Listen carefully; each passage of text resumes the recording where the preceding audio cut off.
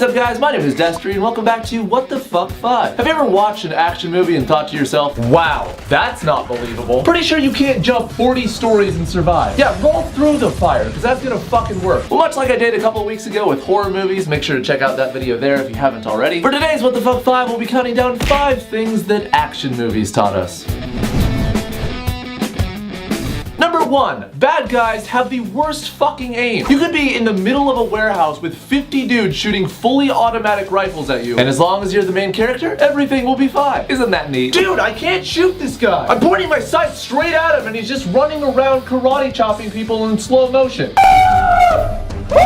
This is especially true if you're a stormtrooper and you're trying to hit a Jedi. Like, I just don't even understand why they try anymore. It's not gonna happen. Best case scenario, you're gonna shoot and it might get to him and it'll just deflect and hit one of your best friends. So you're just gonna lose no matter what. Also, like, where do the main villains even get henchmen? And why do they all have bad aim? Yes, hello, I wanted to take over the world and blow up a small continent. And I was wondering if there was any assholes there that wanted to help me. Yes, we have plenty, and they're all Russian for some reason. It's as if every bad guy in movie is Russian. Perfect. And do they all have atrocious aim? Of course. Great. This is gonna go perfectly. Number 2, you can always escape an explosion as long as you jump away from the blast. Doesn't matter how close the explosion is or how large, just know that as long as you jump, preferably in slow motion away from it, you'll be fine. In fact, the only movie that I know of where this doesn't happen is The Other Guys, where they actually make fun of that fact. Oh my god, how do they walk away in movies without flinching when it explodes behind them? There's no way!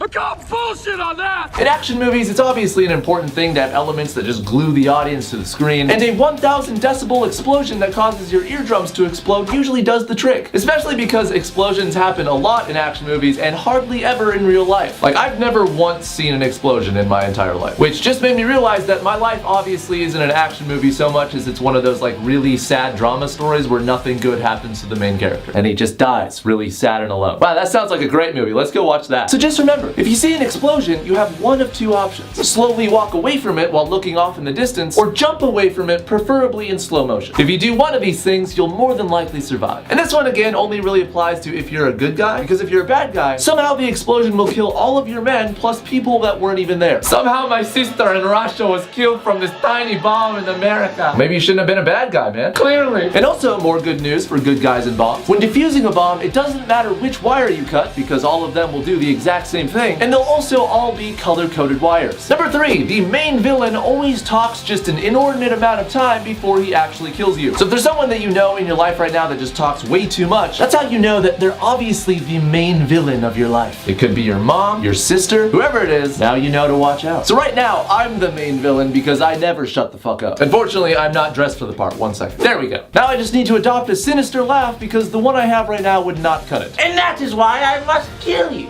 But seriously, you can be tied to a chair with death all but certain, but as long as you're speaking to the main villain, he'll probably talk to you for about 2.5 years. Can't you see why I'm doing this? I want to make the world a theme park with mini bouncy castles.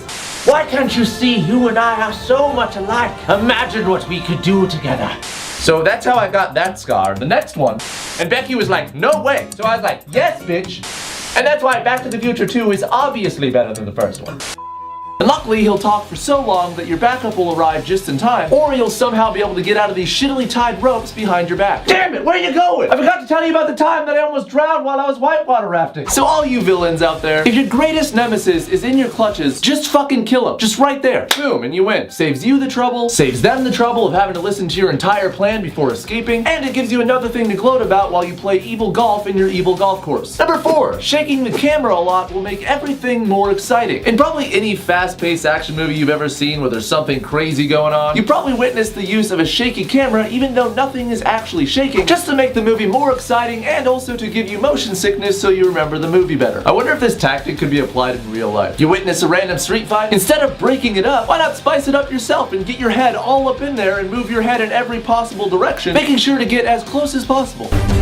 And hey, if you get punched in the face, who cares? You're just becoming part of the action. Also, on a more positive side, when the 2 people that were fighting see you coming really close to them, shaking your head violently, they'll probably be really weirded out and stop fighting.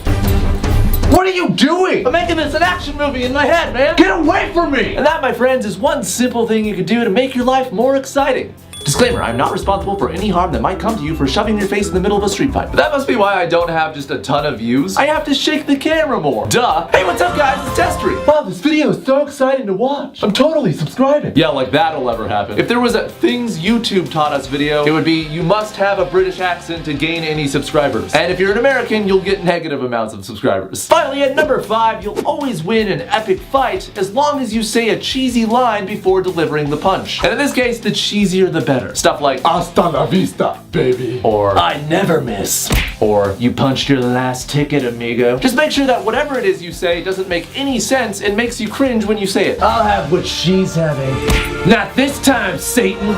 Taste my justice, fuckwad.